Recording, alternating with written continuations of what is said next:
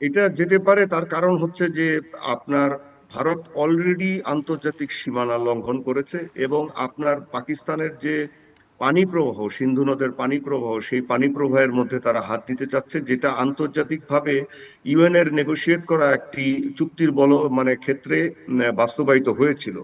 এখন আপনি যদি এ ধরনের চুক্তি ভঙ্গ করে ভারত যে পাকিস্তানের পানি দিবে না বলেছে এবং জি, সেখানে যদি সাময়িক বাধা স্থগিত দেয়, করা হয়েছে। জি।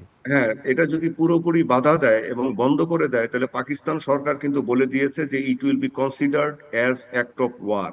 এবং এটা আন্তর্জাতিক নীতিমালায়, জাতিসংঘের নীতিমালাতে এ ধরনের জিনিসকে বন্ধ করলে, পানি প্রবাহ বন্ধ করলে, চুক্তির বরখেলাপ করলে সেটাকে যুদ্ধ হিসেবে বিবেচনা করা যাবে। সুতরাং এবং পাকিস্তান যদি পানি না পায়, তাহলে কিন্তু এই জিনিসটা অনেক বড় হয়ে যাবে, তখন তারা রিটেলিয়েট করবেই। এবং ভারত অলরেডি আন্তর্জাতিক সীমানা গত রাত্রে লঙ্ঘন করেছে। এখন এটা তো আপনার ফ্লেয়ার আপ করতে পারে, তবে প্রথম ফ্লেয়ার আপ করছে এটা কাশ্মীর এলাকায়। এখন আরেকটা ফাঁদ হতে পারে যে কাশ্মীর এলাকায় সমস্ত কিছু এদিকে দৃষ্টি থাকবে, কিন্তু 1965 সালের যুদ্ধের মতো আবার পাঞ্জাব দিয়ে একটি বড় যুদ্ধ গড়াতে পারে।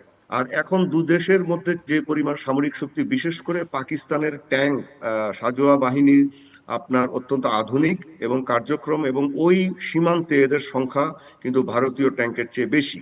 তার কারণ ভারতকে অন্যান্য অনেক সীমান্তে, চীন বাংলাদেশ সীমান্ত ছাড়াও নাগাল্যান্ড মিজোরামের মতো এলাকায় অনেক সৈন্য, ট্যাঙ্ক, সাঁজোয়া যান মোতায়েন রাখতে হয়। সেগুলোর সবকিছু তাদের পাকিস্তান সীমান্তে নিয়ে যাওয়া সম্ভব না, এবং এখনো নিতে পারেনি। সুতরাং সেখানে প্যারিটিতে, ক্ষমতাতে পাকিস্তানের কোয়ালিটেটিভ এবং কোয়ান্টিটিভ দুটা দিক দিয়েই আপনার সুবিধা আছে। তারপরে তাদের যদি ইলেকট্রনিক ওয়ারফেয়ারের সিস্টেম বলেন, এবং তাদের যদি ট্রেনিং এবং অন্যান্য বিষয়ে বলেন, তাহলে ওদের বিমান বাহিনীর যোগ্যতাও ভারতীয় বিমান বাহিনীর চেয়ে অনেক বেশি, যেটা আপনারা হয়তো এর মধ্যে দেখছেন যে সেই অভিনন্দনের কেস মানুষ ভুলে যায়নি। কার্গিল যুদ্ধের সময় ভারতের বিমানকে ফেলে দেওয়া হয়েছে, এবং আজকেও ভারত, যেটা আন্তর্জাতিক মিডিয়ায় খবর এসছে, 3টা থেকে 5টি 5টা তাদের যুদ্ধ বিমান জাহাজ, ভূপাতিত করার মানে যুদ্ধ দাবি জাহাজ করা হেরেছে, হয়েছে। যার মধ্যে রাফালের মতো একটা অত্যাধুনিক যুদ্ধ জাহাজও আছে। জি। তো এই সামগ্রিক বিবেচনায় পাকিস্তান চাইবে তার কিছু প্রতিশোধ স্পৃহা বাস্তবায়ন করতে। 1971 সালের ব্যাপারটা আছে, তারপরে আরো অনেক কিছু আছে চাইবে, এই জিনিসগুলা তারা ছাড়বে না।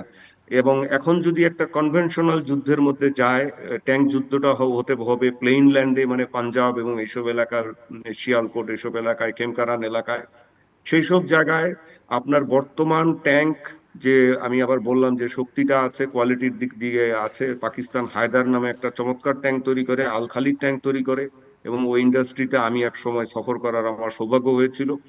আর ভারতের কাছে আছে সেই পুরনো, 70 বছরের পুরনো T-72 রাশিয়ান ট্যাঙ্ক, আপনার T-90 ট্যাঙ্ক রাশিয়ান, এবং কিছুটা তাদের নিজেদের তৈরি অর্জুন ট্যাঙ্ক। ভারতের একটা বড় অসুবিধা হচ্ছে যে ওর সমরাস্ত্রের মেইন সাপ্লায়ার হচ্ছে রাশিয়া। কিন্তু রাশিয়া এখন নিজেই যে বিপদে আছে, ইউক্রেন যুদ্ধের পরে তার নিজেরই সমস্ত কিছু সংকট দেখা দিয়েছে, স্পেয়ার পার্ট সমস্ত কিছু, এবং ইরানের মতো একটা ক্ষুদ্র দেশের কাছ থেকে রাশিয়াকে মিসাইল, ড্রোন, কামানের গোলা এগুলো কিনতে হচ্ছে বা নিতে হচ্ছে। সুতরাং রাশিয়া যে ভারতকে খুব একটা এই সমস্ত লজিস্টিক্স দিয়ে মানে সাপোর্ট করতে পারবে তা বলে মনে হয় না। সুতরাং এ ধরনের একটা সুযোগ পাকিস্তান নিতে চাইতে পারে। হ্যাঁ, এবং একটা ডিসাইসিভ, ধরেন 10-12 দিনের একটা যুদ্ধের মতো পরিস্থিতি দাঁড়াতে পারে। এবং আরো একটা আশঙ্কা থাকে যে যদি ধরেন আপনার এটা আরো বেশি বিস্তৃতি লাভ করে, যে কথার কথা যে চীন এটার সাথে যদি কোনোভাবে যুক্ত হয়, যদিও চীনের এখন আজ পর্যন্ত যে বিবৃতি, তাতে চীন এই জায়গাটা থেকে নিজেদেরকে অনেকটা দূরে রাখতে চাচ্ছে, কোনো কনফ্রন্টেশনে তারা হয়তো যেতে চাচ্ছে না, তারা এটা আলাপ আলোচনার ভিত্তিতে সমাধানের কথা বলছে। কিন্তু যদি যায়, তাহলে পরিস্থিতি আরো খারাপ। এই জি। পরিস্থিতিগুলো সামাল দেওয়া আপনার, যদিও ভারত বড় দেশ, কিন্তু এই পরিস্থিতিগুলো, তার প্রবলেমও অনেক বেশি, তার প্রবলেমও অনেক বড়, এবং এই উপমহাদেশের একটা দেশকেও তারা বন্ধুর প্রতিম রাখতে পারেনি, যেটা ভারতের জন্য সবচেয়ে বড় দুর্বলতা বলে আমি মনে করি।